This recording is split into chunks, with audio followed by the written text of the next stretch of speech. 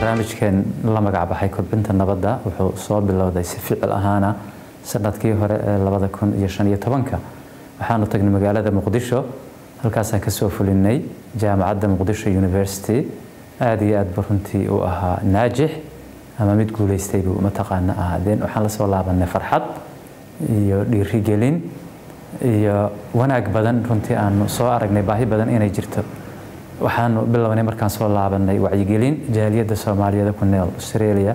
inaan wacyigelino barnaamijkaas inay qayb ka qaataan fangelintiisa iyo socodsiintiisaba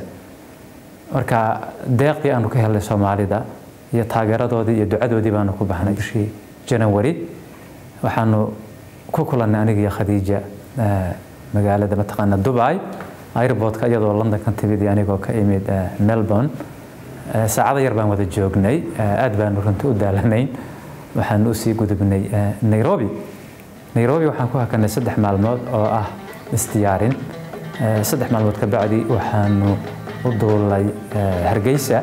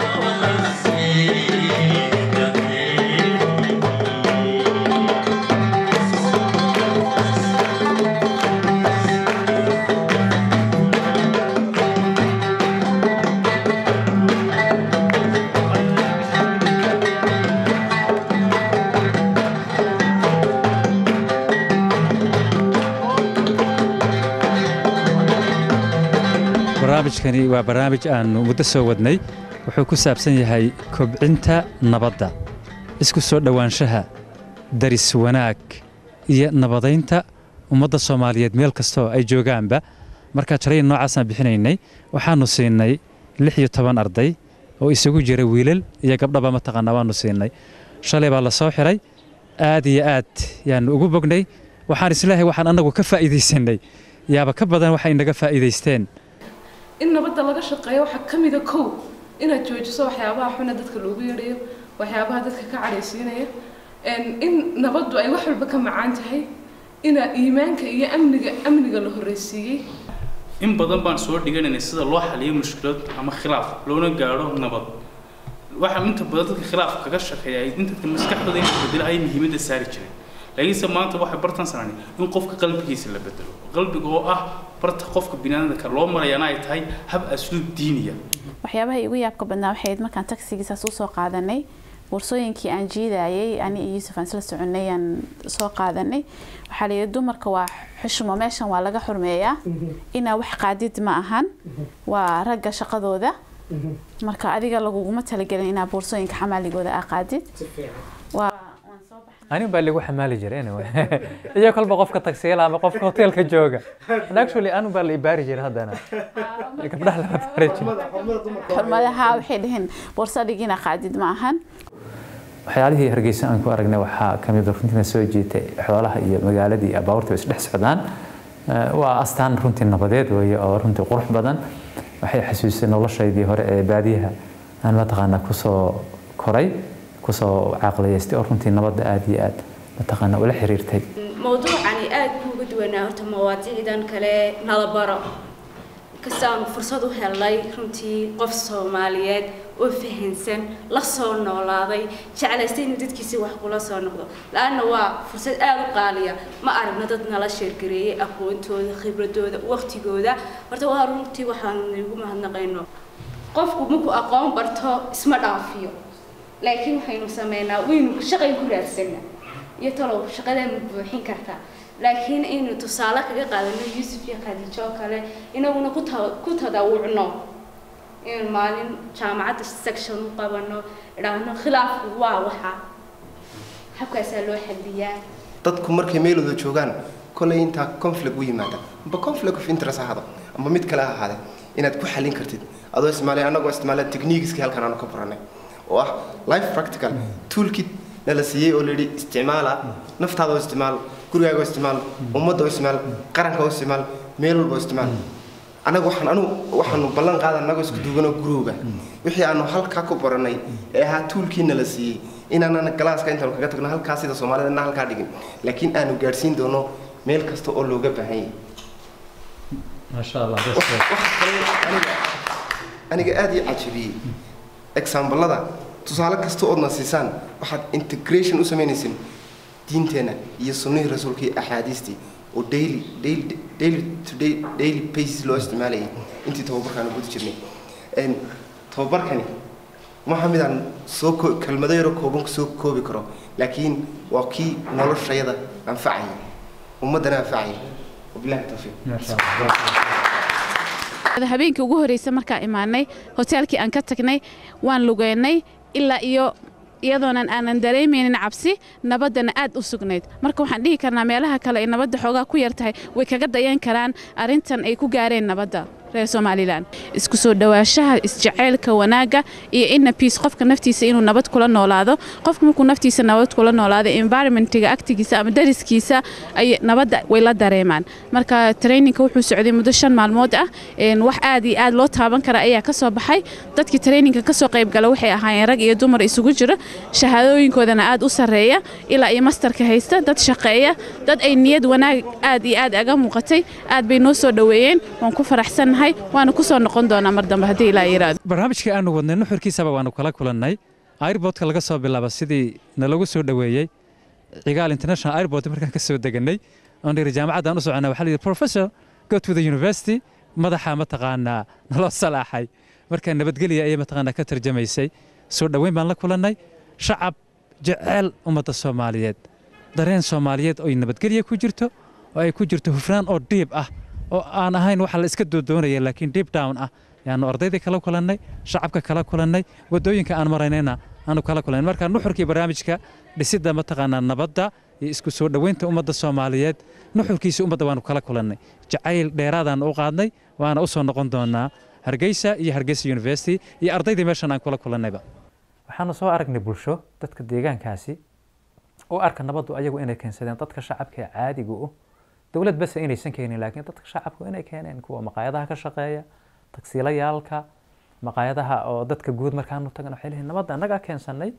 reer koonfureedna darsi naga qaataan ee oranaya waxaanu aadnay Boorame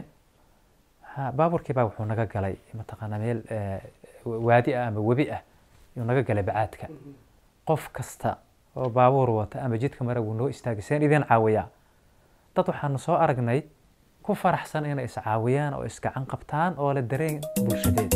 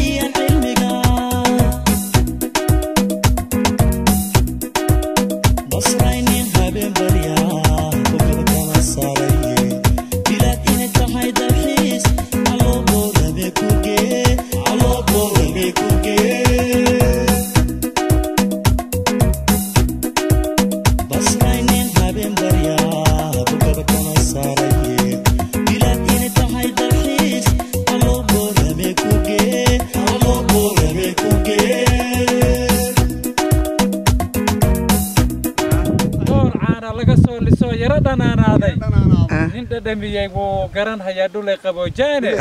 goorta dantaaba jirka badhidid ku qoyay yes marka waa geeli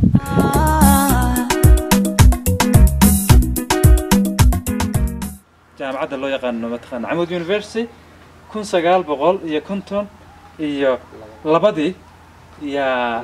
Ingiriiska waagii wadanka uu mataqaan joogay gumaysiga waagaas dhagax dhig loo sameeyay laakiin waxaan oran karaa haba ahada gumaysi laakiin waa wax wixii ugu fiicnaa ee loo qaban lahaa ama uu qaban lahaa waddanka weeye oo ahaa waxbarid iyo waxbarasho aynu ognahay maskax Soomaaliyeed oo badan oo aqoon-yahano badan inay ka aflaxeen waxna ka barteen Camud University oo caan ku ah mataqaana aqoonta iyo wacyiga marka hada imaata soo booqda qofkii awoodo ka gabilay baanu sii maray 2 kiiloomitir intaan magaalada gaarin waxaanu aragnay wadada labadeeda dhinac geeda lagu abuuray dhulku wuxuu ahaa abaar uu qiiqayay lama tagaan u muuqday si lama filaan u baan aragnay dhul wada cagaar oo geedada wadada labada dhinac lagu abuuray yarkiina wada baabuurkan weydiinay oo dadka deegaanka ah wuxuu yiri dadka reer gabilay waxay ku heshiiyeen laba qof oo kastoo isguursanaysa inay geed talaalaan ay waraabiyaan waa qayb nabadda kamid ah annagana niri annagana waxaan ugu daray ilmihii dhashay geed hal laga talaalo hal loo talaalo asna ha waraabiyo markuu weynaado